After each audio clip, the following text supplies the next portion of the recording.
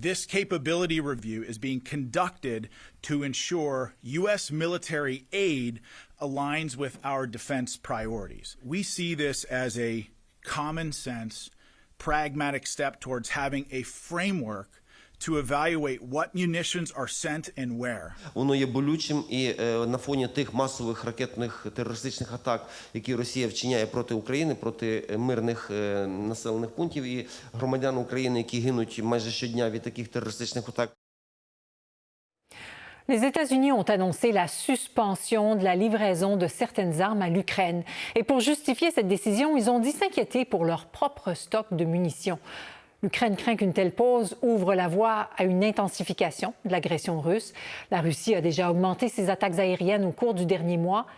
J'en ai parlé un peu plus tôt avec Guillaume Ancel. Il est ex-officier et chroniqueur de guerre, auteur de Petites leçons sur la guerre, comment défendre la paix sans avoir peur de se battre. Guillaume Ancel, bonsoir. Bonsoir. Monsieur Ancel, est-ce que cette suspension américaine clarifie la position de Donald Trump dans cette guerre ou la position reste ambiguë? La question est difficile. En fait, effectivement, on s'attendait à une suspension partielle, en tout cas une réduction de l'aide américaine aux Ukrainiens. On ne s'attendait pas à ce qu'ils la prennent aussi brutalement et juste après l'épisode de la guerre Israël-États-Unis contre l'Iran. C'est cela qui nous inquiète beaucoup en Europe, c'est qu'on est en droit de se demander s'il y a un lien entre les deux événements, puisque jamais les États-Unis et Israël n'auraient pu attaquer l'Iran aussi facilement s'ils n'avaient pas négocié l'absence de feu rouge de la part de Russie de Poutine. On sait que Donald Trump parle à Vladimir Poutine toutes les semaines, et une semaine après la guerre contre l'Iran, Donald Trump annonce qu'il suspend de manière assez importante une grande partie de l'aide, et notamment les obus d'artillerie, les missiles Patriot et les missiles Stinger, qui sont très importants pour la défense ukrainienne. Donc il y a un côté, on a dealé, tu m'as laissé faire ce que je voulais avec l'Iran, maintenant je vais te livrer l'Ukraine, au moins pour les 4 régions que Poutine veut absolument rattacher à la Russie et que pour l'instant il n'arrive pas à conquérir. Donc là il est clair qu'il étrangle les Ukrainiens sans le dire. Alors c'est une crainte qui existe en Europe, c'est une supposition, c'est une théorie. On n'a pas la certitude qu'il y a eu cet échange de bons procédés entre Vladimir Poutine et Donald Trump. Non, il n'y a aucune certitude et j'imagine pas 2 secondes qu'un des deux va l'afficher. Mais ce qui est très troublant, c'est d'une part un Vladimir Poutine qui n'a pas levé le petit doigt pour l'Iran, alors que l'Iran était un allié clé de la Russie au Proche-Orient et un fournisseur très important de munitions, notamment de drones, pour la Russie. Et de l'autre côté, jusqu'ici, une partie de l'establishment américain, en tout cas une partie de l'administration américaine, reconnaissait qu'il était important de continuer à soutenir les Ukrainiens parce qu'ils considèrent que la Russie est un ennemi centenaire des États-Unis d'Amérique. Donc le fait que brutalement Trump annonce non pas qu'il va diminuer progressivement l'approvisionnement en armes, ce à quoi on s'attendait, mais qu'il suspend, et c'est ça qui est grave, c'est que là il arrête la livraison d'armes à un moment où on a noté que la Russie redoublait d'efforts pour essayer d'avancer contre l'Ukraine. C'est très troublant et c'est très choquant. Et la justification américaine, c'est de dire qu'il y a une inquiétante baisse des stocks de munitions qui sont nécessaires aux Américains. Est-ce que ça tient la route, cet argument-là? Alors cet argument ne tient pas la route une seconde. D'abord, s'ils découvrent seulement aujourd'hui, le 2 juillet 2025, qu'ils ont puisé dans leur stock pour approvisionner l'Ukraine, c'est grave. Donc ça, c'est une situation qu'ils suivent depuis toujours. Les Américains, comme tous les pays européens et le Canada, qui fournissent des armes, bien sûr, suivent le niveau de leur stock. Enfin, je ne peux pas dire qu'actuellement, les États-Unis craignent pour leur propre sécurité. On ne croit pas qu'il y ait Il y a eu quand même le puissance. dossier iranien qui s'est rajouté.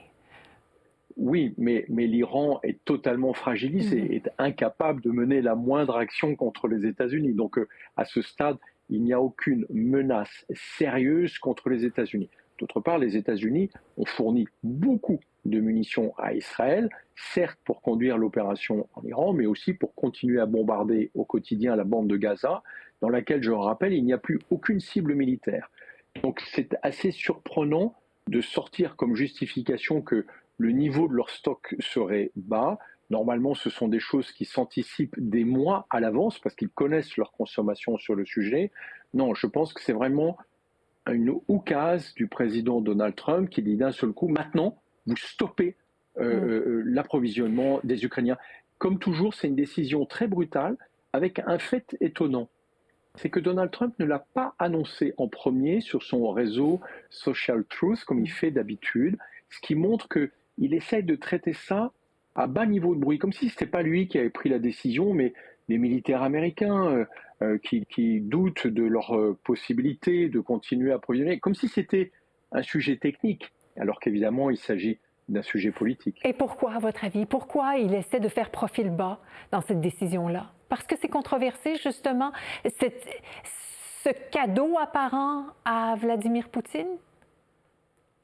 Il y a une grande partie des Américains, y compris chez les républicains, qui sont très choqués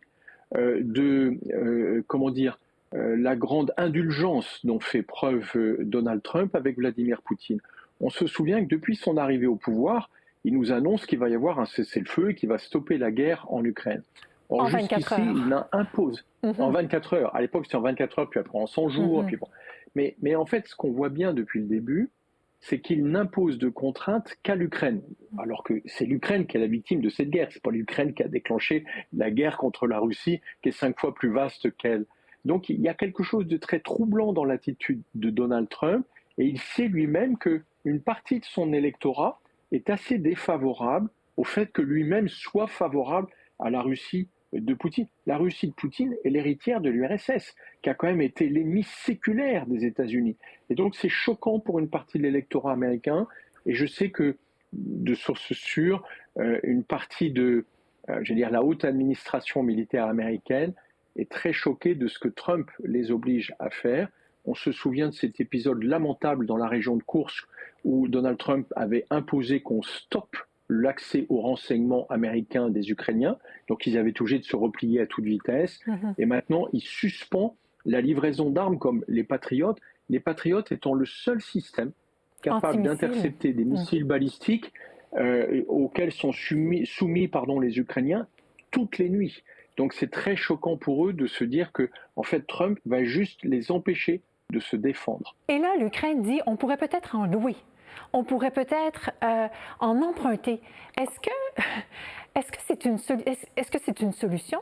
Parce que je comprenais quand même que c'est pas légion là, ces systèmes sur le marché, ils se font rares quand même. Oui, et il faut noter que les systèmes patriotes qui sont actuellement en Ukraine ont tous été fournis par des pays européens qui les avaient achetés. Donc en fait, les Américains, dans leur aide, dans leur système d'assistance, fournissent des missiles. Donc il n'y a pas de stock très important en Europe. Il y a des industries européennes qui commencent à réfléchir à la manière dont ils pourraient fabriquer des stocks de missiles. Le problème, c'est que le temps de lancer des chaînes de fabrication, il faudra sans doute probablement encore au moins une année. Et donc c'est cet interstice de temps qui est extrêmement dangereux pour les Ukrainiens. Il est probable que, en fait, Trump et Poutine aient programmé d'arrêter cette guerre dans quelques mois et qu'en attendant, Trump laisse les mains libres à Poutine pour conquérir les 4 régions de Louhansk, de Donetsk, de Zaporijjia et de Dnipro pour conquérir cette partie-là. Et donc il y a quelque chose de très inquiétant, on le voit bien sur votre carte. Voilà, ces 4 régions à l'est, la Crimée étant considérée comme perdue, en fait les Russes ne les ont pas encore conquises complètement. Et là, Trump donne du temps aux Russes, alors qu'on se souvient qu'avec l'Iran, il avait dit 60 jours de négociation et 61e jour, il donnait son autorisation à Israël d'attaquer l'Iran. Pourquoi est-ce que là, contre l'Ukraine, il n'impose rien aux Russes? Pourquoi il refuse de prendre des sanctions maintenant? Je ne vois pas autre chose qu'un deal. Et c'est vrai que quand les Ukrainiens proposent d'acheter ces armes, c'est juste pour tirer sur la fibre business de Donald Trump et lui dire mais on est prêt à les louer, on est prêt à les acheter. C'est pas une question de coût à assumer pour les Américains.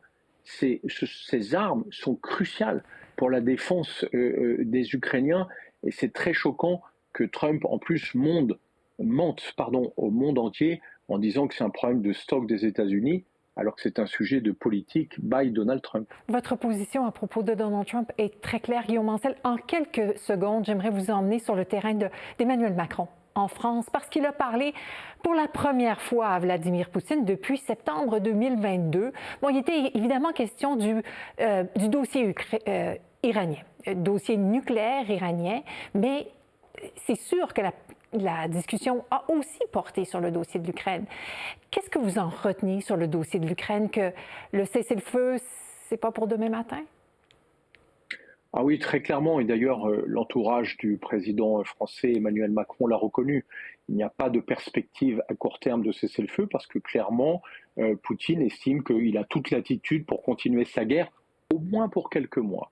Et en attendant, ce qu'a voulu faire le président français, c'est montrer qu'il était aussi un interlocuteur du président russe. J'espère qu'il s'est bien coordonné avec les autres pays européens, ce qui n'est pas toujours sa plus grande qualité. Il avait parlé à l'Allemagne, si je ne me trompe pas. Il avait averti. Et il a parlé aussi à Volodymyr Zelensky, le président ukrainien, avant et après cet appel téléphonique avec Vladimir Poutine. Guillaume Ancel, merci. Merci et à bientôt. Au revoir.